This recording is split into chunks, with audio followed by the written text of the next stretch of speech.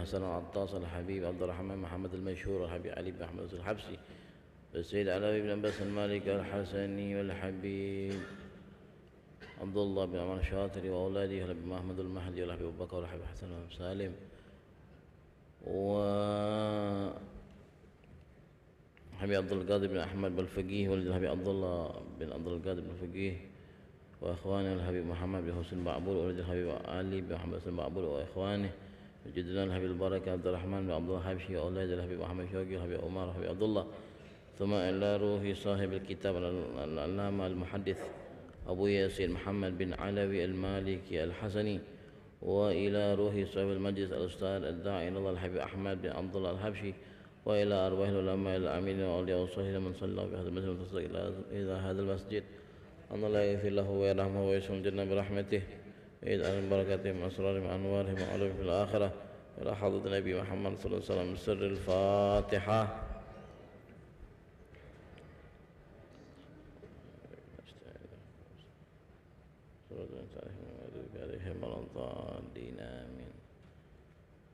سبحان الله وبحمده سبحان الله العظيم استغفر الله سبحان الله وبحمده سبحان الله العظيم استغفر الله سبحان الله وبحمده سبحان الله العظيم استغفر الله.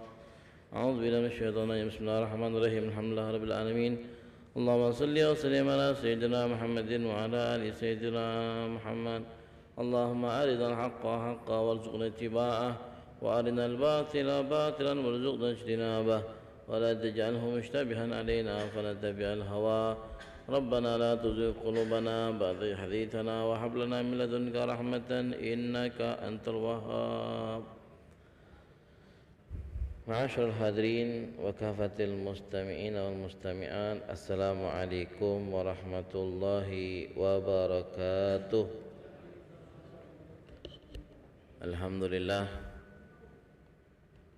Alhamdulillah rabbil alamin wa bihi nasta'in ala umuri dunya waddin wassalatu wassalam ala sayyidil mursalin sayyidina Muhammadin wa ala alihi wa sahbihi ajma'in. Subhanaka la ilma lana illa ma 'allamtana innaka antal alimul hakim. Rabbi shrah li sadri wa yassir li amri wahlul 'uqdatam min lisani yafqahu qawli Wasudil lisani wahdi qalbi bihaqqi sayyidina Muhammadin sallallahu alaihi wasallam. Hadirin alhamdulillah, pada sore hari ini kembali Allah Subhanahu wa taala kumpulkan kita pertama untuk melaksanakan salah satu kewajiban kita yaitu salat asar dilakukan secara berjamaah. Kita hanya bisa berharap minta kepada Allah Subhanahu wa taala agar segala amal ibadah yang telah kita lakukan diterima secara sempurna oleh Allah Subhanahu wa taala. Amin amin ya rabbal alamin. Kita juga berharap agar apa yang kita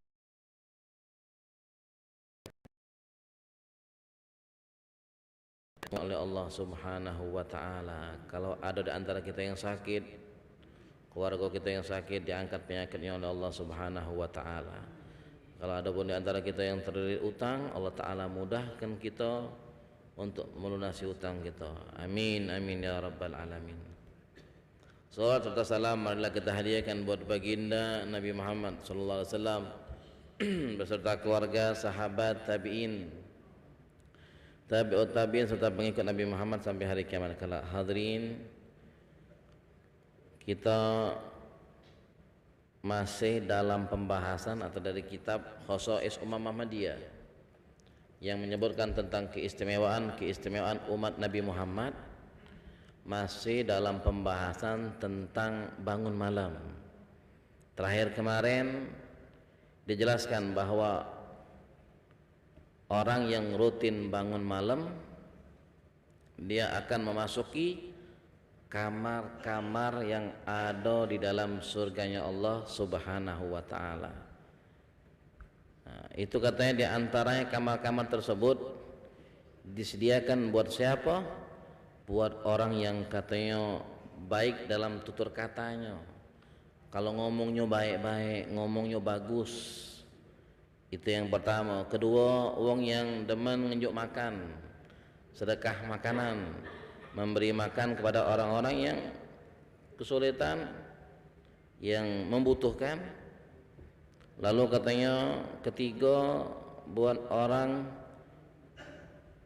yang ketika dia malam hari wong lagi tidur, dia bangun malam itu untuk melakukan sholat,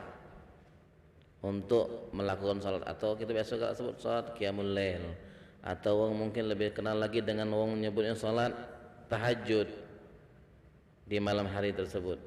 Kalau ada orang yang syaratnya rutin, maka dia akan memasuki kamar-kamar di surganya Allah Subhanahu wa taala yang disediakan buat mereka. Ada lagi katanya buat mereka juga yang demen menebarkan salam. Ya, mengucapkan salam, apalagi kan kalau kita tahu di dalam salam itu assalamualaikum itu adalah doa keselamatan, kesejahteraan buatmu. Maka ketika kita mengucapkan salam kepada seseorang, kita mendoakan wong itu, maka sudah seharusnya wong itu balik mendoakan. Makanya diajarkan ketika kita diucapkan wong mengucapkan salam sama kita, maka kita jawab salamnya dengan jawaban apa? Waalaikumsalam. Wong itu doakan kita doakan balik juga, untukmu juga keselamatan dan kesejahteraan. Doakan balik. Mengucapkan salam sampai katanya kalau kita berjalan melewati wong, kalau wong itu berjalan kaki, ada wong lagi duduk, mengucapkan salam sama wong itu ya.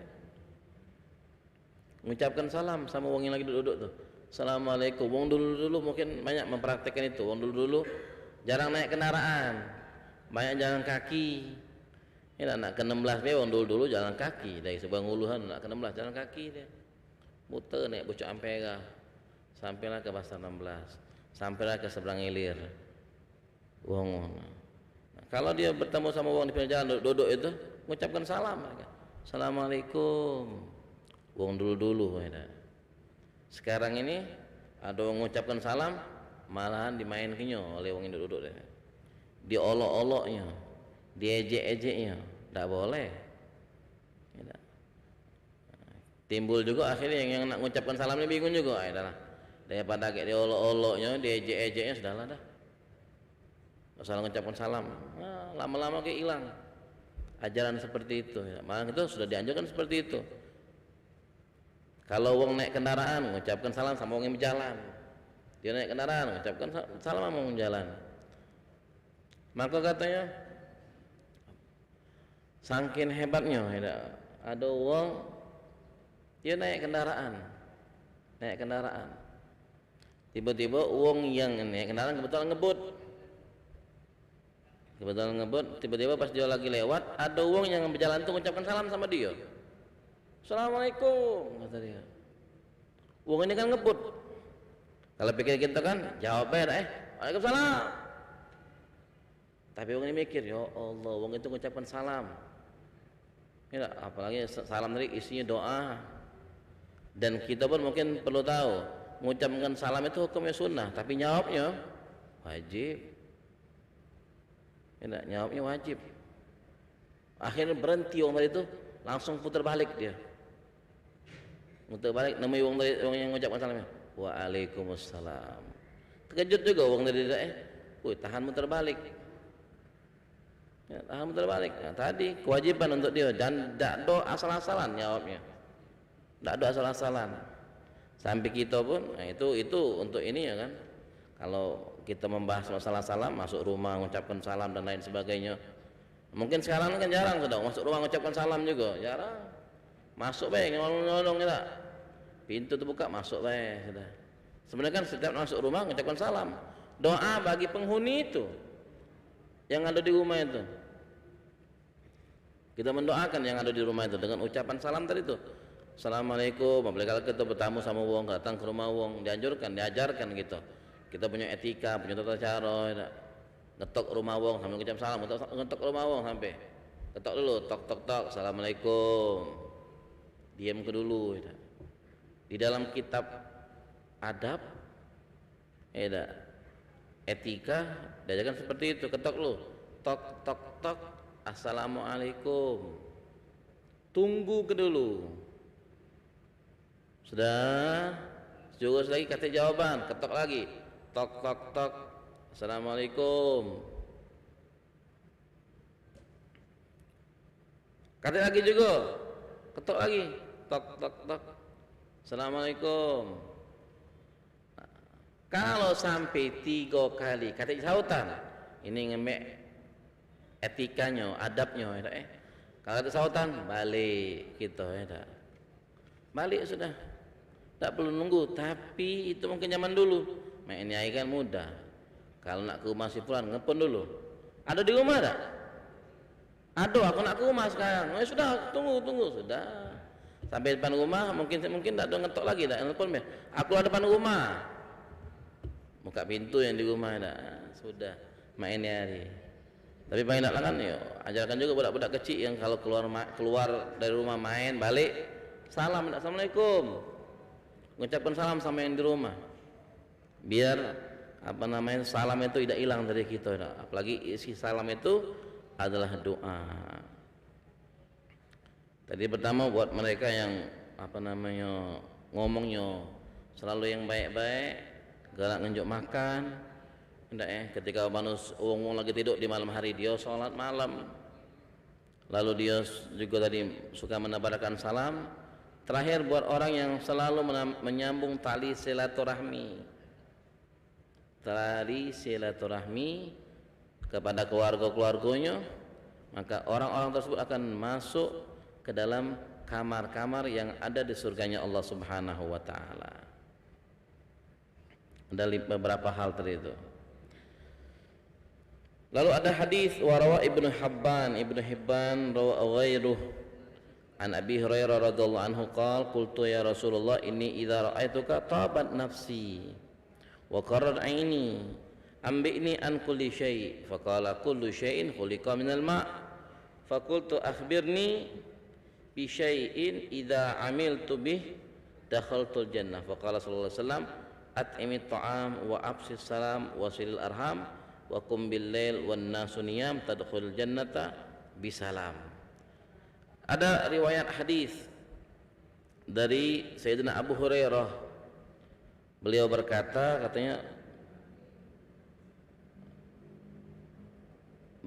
beliau nih Sayyidina Abu Hurairah bertanya sama Rasulullah, wahai Rasulullah, aku nih kata Sayyidina Abu Hurairah, seorang sahabat yang paling banyak meriwayatkan hadis dari Rasulullah. Dia ngomong apa kalau ketemu waktu itu ketemu Rasulullah? Dia ngomong, wahai Rasulullah, aku nih kalau melihat engkau, katanya, jiwaku nih senang nih nasnya,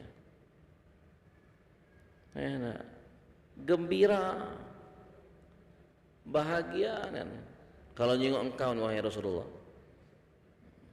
Akhirnya Sayyidina Abu Hurairah lanjutkan, tolong beritahukan sama kami an kulli syai', tentang segala sesuatu ya Rasulullah, katanya. Apa kata Rasulullah jawab, kullu syai'in khuliqa minal ma', segala sesuatu ini tercipta dari air. Maka mungkin dulu kita pernah dengar cerita yang tentang Kiai Marogan. Di zaman dulu itu, ketika ada orang bertanya sama Kiai Marogan, apa tuh? Kata Kiai Marogan, ya, setiap ada banyu di situ ada ikan. Ada makhluknya, ada ikan. Atau termasuk dalam dogan. Iya, kata Kiai Marogan, iya. Jingok lah, akhirnya sama wong mbek rogan belanya ada iwak di dalam rogan itu. Kayak marogan itu. Wong hebat, wali Allah, wong soleh terdahulu. Jadi ngomong apa yang dia omongkan langsung disambut oleh Allah Taala. Wong hebat dulu. Ibadah mereka juga cak mano, kedekatan mereka juga cak mano kepada Allah Subhanahu wa taala. Mereka menjaga niat. Akhirnya Sayyidina Abu Hurairah balik bertanya lagi, wahai Rasulullah, beritahukan aku sesuatu yang kalau aku lakukan aku akan masuk surga. Kalau aku gawe aku bisa masuk surga dengan gawe-gawean tersebut, dengan amalan-amalan tersebut. Maka Rasulullah SAW menjawab, at'imit ta'am, berikan makan, unjuk makanan. Ya. Kita nih sayangnya pelestarian ngunjuk makanan itu banyak di bulan Ramadan be. Kalau sudah bulan Ramadan wong berlomba-lomba, terutama ke masjid-masjid atau mungkin ngunjuk di di lampu merah-merah kan takjil sebutannya mereka untuk mecah kebuko. Sebenarnya kan di luar Ramadan pun kita dianjurkan untuk memberikan makan kepada mereka-mereka yang membutuhkan. Banyak wong-wong yang membutuhkan. Sampai ada kita mungkin pernah terjenguk ada wong bekas-kas di sampah nyari makanan, anak kita hanya jijik be. Apa salahnya kita tunjuk dia makan, kita tunjuk dia duit beli makanan. Mungkin zaman sekarang nih lama-lama tunjuk dia duit biar dia pengen makan apa. Kadang kalau nunjuk makan kaget uang ini tak didemeninya, atau kalau memang ini nian undang mereka ke rumah khusus, mereka better itu yang uang susah-susah ajak makan, mereka makan lemak. Atimit ta'am, mereka yang tidak mampu.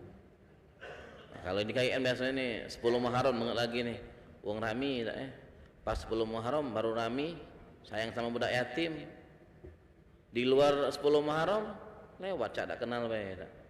Mungkin dikata-katanya, diremeh-remehkan, oh tak boleh. Nabi ngomong apa? Ana wa kafilul yatim hakadha. Saking perhatian Nabi kepada orang yang mengurusi anak yatim tuh, Nabi ngomong katanya beliau tuh nunjukkan posisi Nabi dengan orang yang ngurusi anak yatim tuh C-nya posisi antara jari tengah dengan jari telunjuk yang ngurusi anak yatim. Berarti kalau sudah kedudukan yang seperti ini berarti hebat nian mereka ini budak anak-anak yatim ini. Tapi sayangnya tadi kan ketika 10 Muharram baru heboh. Di luar itu tidak kati orang peduli sama mereka. Karena kan ada di antara mereka anak-anak yatim yang mungkin pintar, masih semangat untuk belajar, tapi terkendala dana biaya. Kalau memang kita peduli kan kita bantu mereka. Di luar 10 Muharram hari Asyura itu. Jangan hanya di bulan Muharram di hari Asyura baru mencari mana ya budak yatim. Nah, salah kita ya. Mana ya wong yang tidak mampu ya. Di momen-momen tertentu jangan.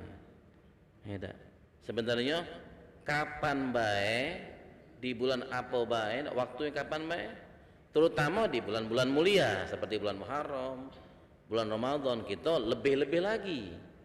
Tidak ngunjuk makanan kepada orang yang membutuhkan, wong fakir miskin, anak-anak yatim. Nah, itu kapan baik? Di bulan-bulan tertentu lebih lagi dianjurkan seperti itu. Karena pahalanya pun akan dilipat gandakan oleh Allah Subhanahu wa taala. Itu yang pertama kata Nabi, at'imit ta'am. Kedua, wa afshis salam, tebarkan salam. Nah, tebarkan salam. Berat memang berat. Tebarkan salam. Pasti kita kalau bisa kita tebarkan salam. Assalamualaikum, assalamualaikum, assalamualaikum. Lalu yang selanjutnya wasilil arham, sambung tali silaturahmi. Wong zaman dulu saking hebatnya mereka kepengen nyambung tali silaturahmi dengan keluarga-keluarga terutama yang jauh-jauh dengan surat mereka buat. Tuh tahan nulis, makin dosen wong dulu bagus. Dengan surat mereka. Mungkin ada di antara kita yang masih nyimpan punya wong tua kita dulu. Tulisan surat sama wong yang jauh-jauh pakai surat mereka. Sekarang alhamdulillah dimudahkan oleh Allah Subhanahu wa taala, dihadirkanlah namanya HP, handphone. Bisa dengan WA bae cuman. Dengan keluarga jauh. Kalau bisa itu, kalau ada waktu nian luang teleponnya. Apa kabar? Cak mano mungkin sama keluarga yang di Sulawesi, keluarga yang di Kalimantan, keluarga yang di mana lagi tuh, di Merauke, di Sabang sampai Merauke, di Aceh, bisa perantara HP. Dunia jadi kecil, jadi dekat, yang jauh jadi dekat, bisa. Itu kan bisa dikategorikan katanya menyambung tali silaturahmi. Apalagi kalau seumpama kita diberikan kelebihan oleh Allah Subhanahu wa taala dengan harta. Cara nyambung tali silaturahmi bukan hanya nanya kabar be, njuk duit. Njuk duit. Mereka kebetulan wong yang tidak mampu. Njuk duit. Dia tak ada minta, aku malu. Kita ni bisa nyengok. Ada memang wong tu masya Allah. Ada wong sara nunjukkan dia sara. Tidak, wong tu miskin nunjukkan dia miskin. Tapi ada wong yang tidak mampu, tapi dia nunjukkan seakan-akan mampu. Nah kita sebagai keluarga mungkin kalau keluarga dekat tahulah kita apa penghasilan dia, kemana baik lari duitnya, cukup apa tidak. Kita punya harta lebih kita unjuk, ya, unjuk mungkin melalui kita amplop kita kirimkan, kita datang ke rumahnya.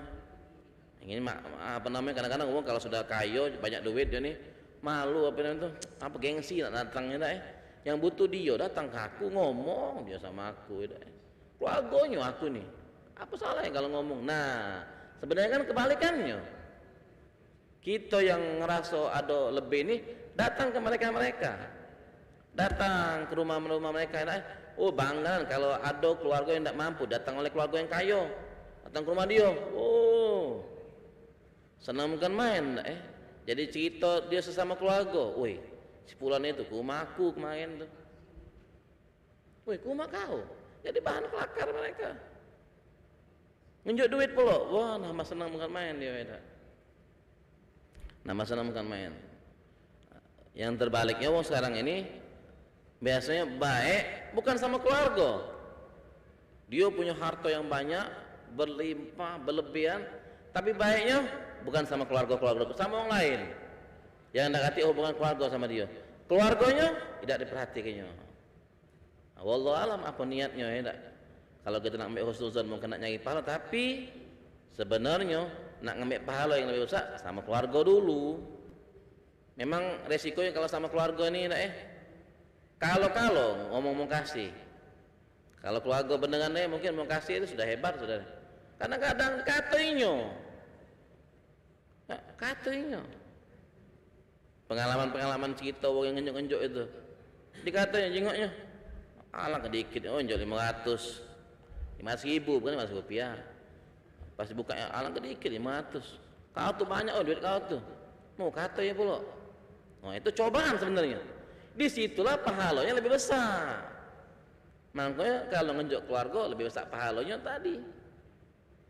Jarang keluarga itu nak ucap berat dia nak ucap terima kasih, tapi ada yang mereka itu ngerti mengucapkan terima kasih, tapi katanya kebanyakan berat nak ucap terima kasih, kadang-kadang sampai sebaliknya.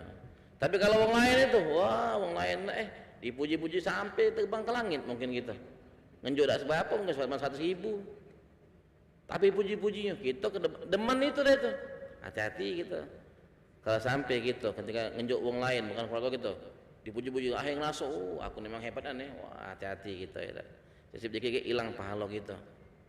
Tadi itu sambung tali silaturahmi, sambung itu bukan hanya nanya kabar baik, kalau memang kita punya rezeki lebih kita sisihkan buat mereka, karena mereka adalah orang-orang yang membutuhkan banyak mungkin secara umum bukan hanya di Palembang, mungkin di luar Palembang banyak uang-uang yang masih nyago harga diri, dia tidak mampu, kurang, tapi nak minta itu berat buat dia. Banyak yang seperti itu. Nah repot nak nyarinya cuma kita ya. Tapi kalau keluarga dekat kita bisa kita jengok dari penghasilannya. Lalu yang terakhir katanya amalan katanya yang bisa membuat dia masuk surga. Apa kata Nabi? Wa qum bil-lail wan nasu niyam. Bangun malam, sholat di malam hari ketika orang-orang lagi tidur, wong lagi tidur sholat. Nah ini hebat kan, kita ini kadang-kadang sholat itu nak minta jengok wong baru semangat kalau dijengok wong baru cak khusuknya sholat tuh. Tapi kalau sholat dewean nah terbalik. Makanya nih ketika ada wong yang siap bangun malam, ketika wong lagi tidur bangun malam bermunajat, beristighfar, berdoa, maca Quran di situ, insyaallah kayak katanya tadkhul jannata bisalam, kamu akan masuk dalam surga dengan kesejahteraan, dengan kebahagiaan, masuk surga. Ini kata dia amalan yang ditanyakan oleh Sayyidina Abu Hurairah kepada Rasulullah. Tadi tanyanya wahai Rasulullah, beritahukan kepada aku tentang sesuatu kalau aku kerjakan Apa namanya? Aku bisa masuk ke dalam surganya Allah Subhanahu wa taala. Lalu selanjutnya masih berhubungan dengan qiyamul lail juga, wa qiyamul lail fihi syaraful mu'min fid dunya wal akhirah. Katanya bangun malam ini, di dalam bangun malam ini terdapat kemuliaan bagi orang mukmin. Orang mukmin kalau dia bangun malam ada kemuliaan untuk dia di dunia katanya dan di akhirat. Di dunia dia mulia dapat kemuliaan, di akhirat pun dia akan mendapatkan kemuliaan di hadapan Allah Subhanahu wa taala. Rawat Tabrani bi isnadin hasan an Sahli bin Sa'din radhiyallahu anhu qala ja'a Jibril ila Nabi sallallahu alaihi wasallam faqala ya Muhammad ish ma syi'ta fa innaka mayyitun wa'mal ma syi'ta fa innaka majziyun bih wa ahbib man syi'ta fa innaka mufariquh wa alam anna syarafal mu'min qiyamuhu bil lail wa izzahu istighna'uhu 'anil nas. Kata ada hadis dari Sahal bin Sa'ad, Sahal bin Sa'ad, Sayyidina Sahal bin Sa'ad, seorang sahabat, dia menceritakan bahwa katanya pernah suatu hari malaikat Jibril datang kepada Rasulullah. Malaikat Jibril datang kepada Rasul dan ngomong sama Rasulullah, wahai Muhammad, hiduplah semaumu karena kamu akan mati. Mati ada masanya ada. Nah, manusia seperti itu. Lalu katanya beramallah semaumu masyita, karena nanti semua amal yang kamu lakukan akan ada balasannya. Kalau itu baik maka akan dapat balasan yang baik, kalau itu buruk akan dapat balasan yang buruk. Jadi apa yang kita kerjakan ada balasannya. Kalau ada yang balasan di dunia dan jelas di akhirat pasti dapat balasan. Lalu katanya cintailah semaumu orang yang kamu mau cintai, karena nanti suatu hari bakal berpisah.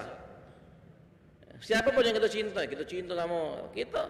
Kalau dia duluan meninggal, kita meninggal. Sudah jelas itu. Atau mungkin barengan meninggalnya. Jadi itu pesan dari malaikat Jibril. Dan ketahuilah Muhammad bahwa kemuliaan seorang mukmin itu katanya qiyamuhu bil-lail. Kemuliaan seorang mukmin itu qiyamuhu bil-lail. Ketika dia bangun malam untuk beribadah kepada Allah Subhanahu wa taala. Itu ada kemuliaan. Mulianya. Nah, karena kita mungkin ngerasakan tidak semua kita bisa bangun malam beribadah kepada Allah Subhanahu wa taala. Mama ngomong wong yang dapat giliran jago malam pun kadang-kadang tidak ada sholat dia, tidak ada ngaji, tidak ada nak berdoa, tidak usah jauh-jauh, tidak usah jauh-jauh. Coba kita gambarkan ketika di bulan Ramadan, Allah Ta'ala bangunkan kita untuk apa? Untuk sahur. Siapa yang sholat malam waktu itu? Sholat 2 rakaat. Kebanyakan wong pikirannya makan, nonton TV, acara TV. Sudah itu mandi siap-siap nak ke masjid. Dia sholat 2 rakaat di rumahnya. Tidak seluruhnya, tapi kebanyakan seperti itu. Ngaji sama lah. Itu tidak sholat, tidak ngaji, tidak istighfar, tidak kalau.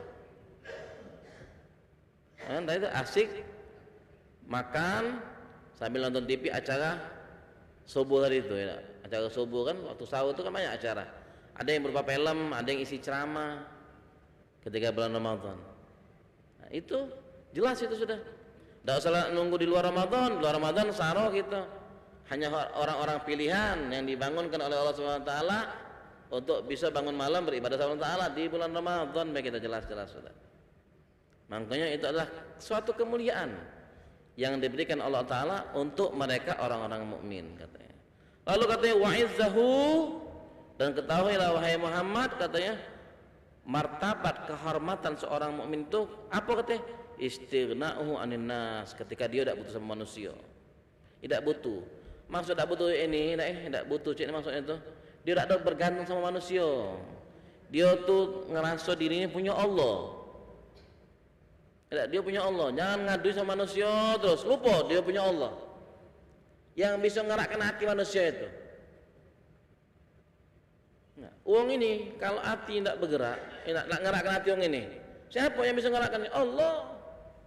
Kalaupun mungkin setelah dia minta akhirnya dinjuk, yang ngerakkan hati uang ini Allah. Kita kadang-kadang lupa. Mungkin diingatkan sama Allah Ta'ala. Makanya katanya suatu kehormatan nian, martabat kehormatan bagi seseorang itu ketika dia tidak ngerasa tidak butuh sama manusia.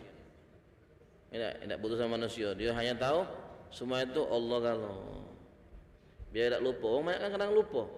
Oh, repot ngetak-ngetak rumah wong minta lupa sama ada zat yang memberi. Mereka hanya perantara. Nah, itu kadang-kadang kelupa kita. Kita diajak untuk sadar bahwasanya ada zat yang menggerakkan mereka untuk memberi rizki. Rizki itu dari Allah Ta'ala, cuman perantaranya beda-beda dari siapa-siapa terkadang. Banyak uang, kadang-kadang ada uang cerita katanya dia baru bersedekah dengan duit yang jumlahnya 2 juta, 3 juta, setengah jam dari situ tiba-tiba ada uang ngirim duit 40 juta. Kenal tidak? Ada sebab apa-apa tidak sebelumnya? Macam-macam gambaran. Nah, dengan dia sedekah, balasan-balasan dari Allah Subhanahu wa taala. Mungkin itu bedanya Pak Al-Faqir sampaikan, insyaallah bermanfaat. Yang pasti kita hanya bisa minta kepada Allah Ta'ala agar diberikan kemuliaan bisa bangun malam. Berat. Ya, kalau kita kaitkan dengan majelis-majelis sebelumnya kan, bangun malam itu bukan hal yang mudah, terutama tentang makanan apa yang kita makan di hari sebelumnya. Ya, hari ini kita bangun malam kayak malam nih. Makanan hari ini dari mulai pagi sampai dari mulai melek mata sampai menjem mata itu berpengaruh nian untuk bangun malamnya kita. Karena tadi itu bangun malam adalah kemuliaan hanya bagi orang-orang mukmin, orang-orang pilihan Allah Subhanahu wa taala. Hakadha ini kalau ada kata-kata yang salah Al-Faqir mohon maaf kepada Allah Subhanahu wa taala, Al-Faqir mohon ampun. Wabillahi taufiq wal hidayah wa ridha wal assalamualaikum warahmatullahi wabarakatuh.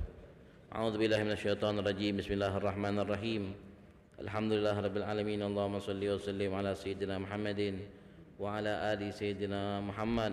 Allahumma inna nas'aluka ziyadatan fid din wa barakatan fil umur wa sihhatan fil jasad wa sa'atan fil rizq wa taubatan qabla al maut wa syahadatan indal maut wa maghfiratan ba'dal maut وعفوا عند الحساب وأمانا من العذاب ونصيبا من الجنة وارزقنا النظر إلى وجهك الكريم يا مقلب القلوب والأبصار ثبت قلوبنا على دينك ربنا اغفر لنا ولوالدينا ولمشايخنا ومعلمينا ولمن له حق علينا واغفر لهم وارحمهم رحمة عامة برحمتك يا أرحم الراحمين ربنا آتنا في الدنيا حسنة وفي الآخرة حسنة وقنا عذاب النار وصلى الله على سيدنا محمد وعلى آله وصحبه وسلم والحمد لله رب العالمين.